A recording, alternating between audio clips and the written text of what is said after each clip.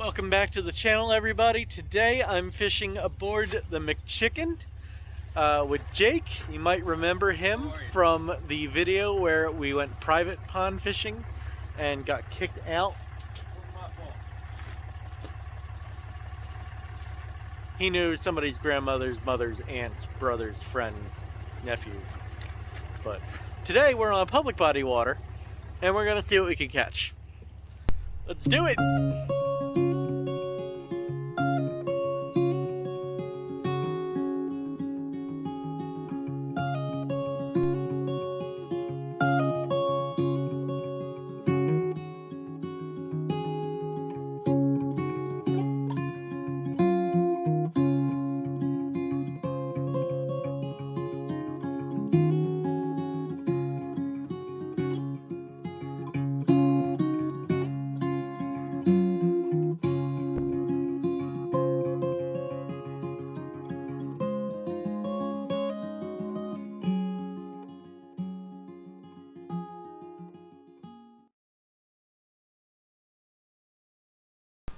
Starting this video off with an apology right off the bat. I'm going to cut most of the sound out of this one because the wind was howling about 21-mile-an-hour gusts out there.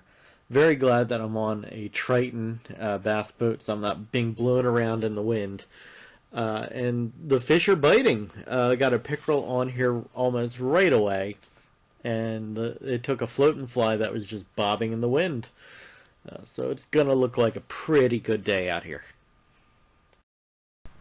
For these float and fly rigs, you can throw anything under them, really. It doesn't have to be a fly or a jig made of hair and fur. You can throw a trot magnet or a crappie tube underneath of them and they will still catch fish.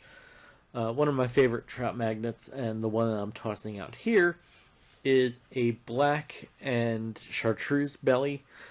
In these cloudy conditions and colder waters, it seems like that bright color really triggers a lot of bites, and the fish respond to it when they see it floating by in this wind-driven current.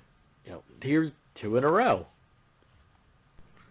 We'd gotten a late start on the morning, and it's probably around like 11 o'clock, almost noon, as we're out here. But the bite started right away. And I'm hooked into these pickerel, trying to fight it around the power pole, around the tripod camera, and while Jake is up front fighting the wind, he's tossing a jerk bait out there to see if he can catch any bass or any pickerel that want to play. This guy cut me off, but I got my trout magnet back. Just a heads up, here's a volume warning for the wind that's coming up here. Bit again on my bait.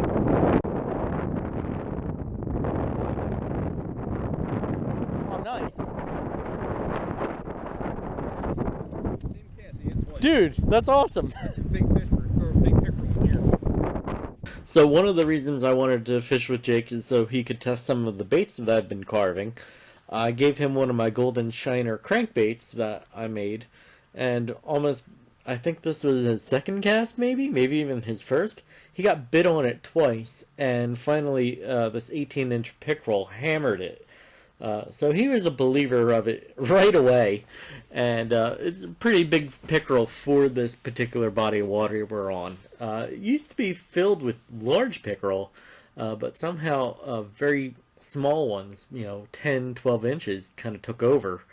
And we don't see those real big fish as often anymore. Maybe they get wise to us. Show me that bait. I don't know what you want to call that one, Adam. I was going for golden shiner.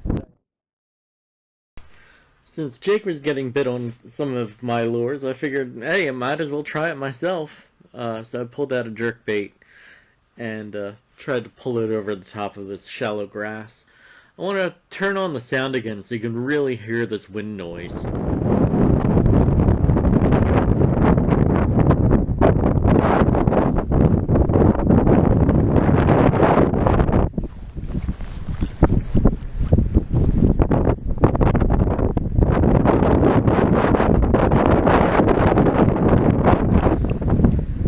Turned the camera off, that's why he caught a bass. Look how gold he is.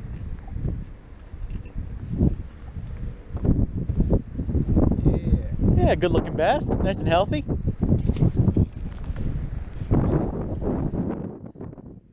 So, CS fishing, your jerkbait catches fish. Just so you know. I'll cut it off now and I'll send it to you. You wanted me to make you one that would catch fish. There's the proof. Later. Let's do a quick transition to the underwater world and see what's down below the surface of the lake. I stuck my camera on the tripod underwater and I wanted to take a look at one of my jerkbaits and see how it performed underwater versus seeing it from above water. Now, that was really quick. Here it is in half speed. One of the things I'd really noticed from this clip is the line cutting through the surface tension of the water. That's never really something I factored in before. I do like the motion on this bait, and I think it will get bit eventually. Let me slow it down even more, we'll take one more look at it. Right there you can see that line cut through that water, and it's making a noticeable, commotion on the surface, and the bait is just below it. So what does that look like to the fish? Would a thinner line make less disturbance, and that's why we catch more fish when we use lighter line? Or does it actually provide an attraction factor to the fish? I'm not quite sure. Look, see this pipe here? Or a log? I'm not sure. There's a big tree right there. Is there? Yeah.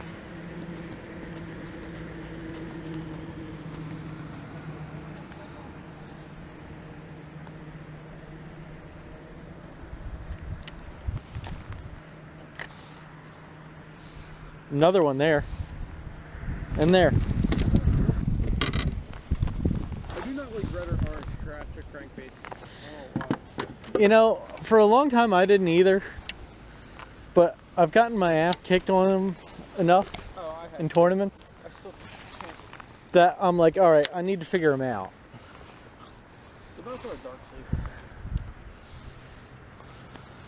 So what I do with them is I don't fish them like a trap. I don't think that fish eat them like a trap. I think they eat them like a jig. What, the orange ones? I let them sit on the bottom, and then I pop them off the bottom. And I think that popping off the bottom gives them just that flash of color. And that's really what they're striking at, rather than, oh, I want a red trap today.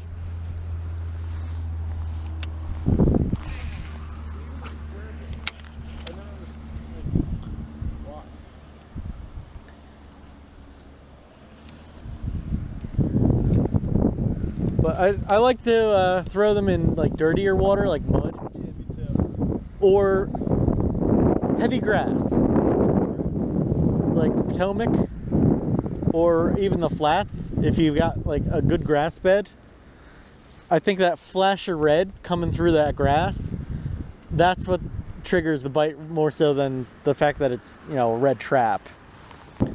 Look how slow this falls.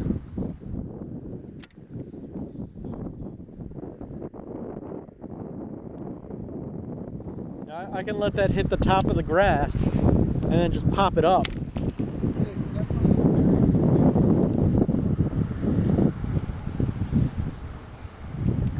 Having a wood crankbait is a bit of a weapon that nobody else has. Yeah, so straight toward that white pipe between us and there's a whole bunch of up and down, straight up stumps. Yeah. I catch a bass once in a while there.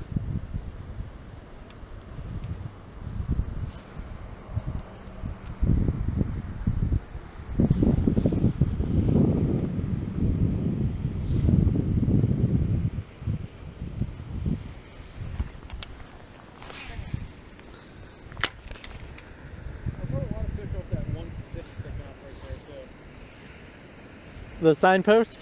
Yeah. I don't know what it used to be. It used to be some type of sign.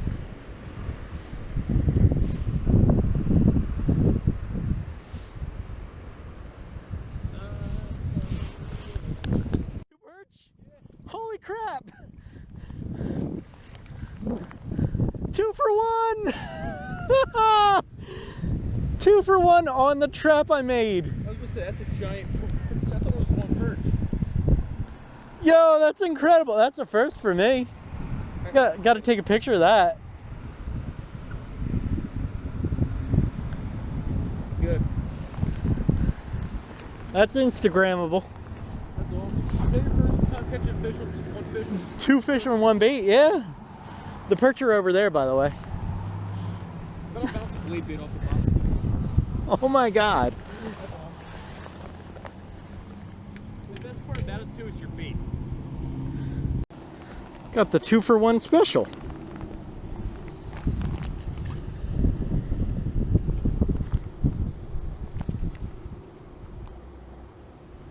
Later. What do we hook into? It's another pickerel. Baby little pickerel.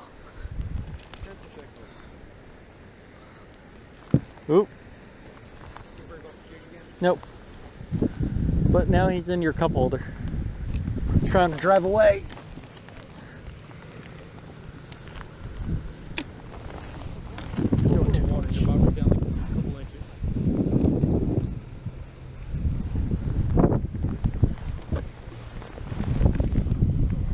Goodbye.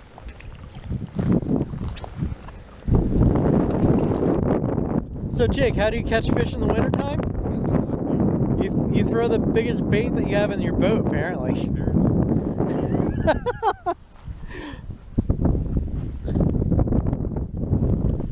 Meanwhile, I'm stuck in your prop.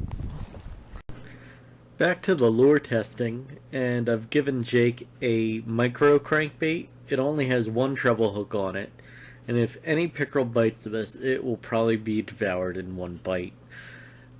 He's getting bit on every cast with it, but they don't want to hook up. He's finally got one. Oh, and where did the bait go? Where did the bait go? It's gone. It's completely down his throat, and it's a miracle that he's landed this fish. You can see barely a little bit of it sticking out. Any pickerel you deal with is a slimy situation, but when they have a treble hook down their throat and a mouthful of teeth, you want to take care with how you handle them and make sure that you're not getting stuck with any sharp objects. I know they've done their fair share of biting me in the past.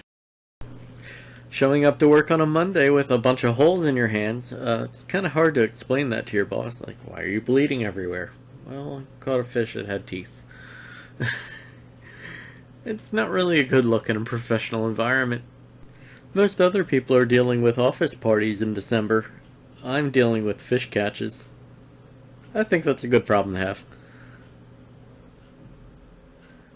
Send him back home, Jake.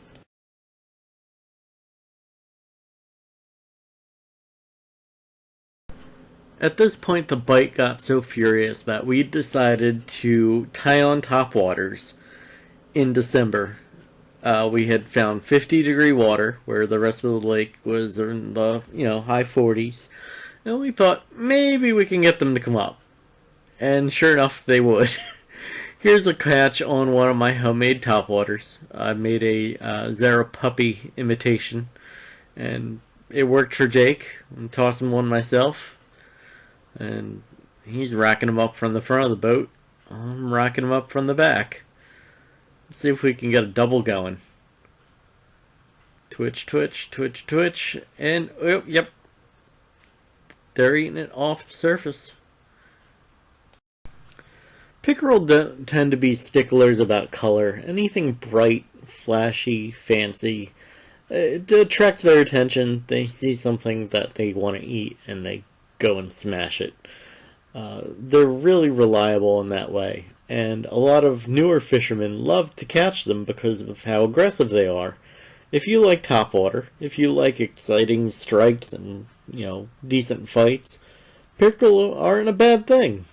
It's just that they're toothy and slimy and a little dangerous at times. But let's see if we can catch another one. We'll throw it back out there. Keep an eye out there on the left side.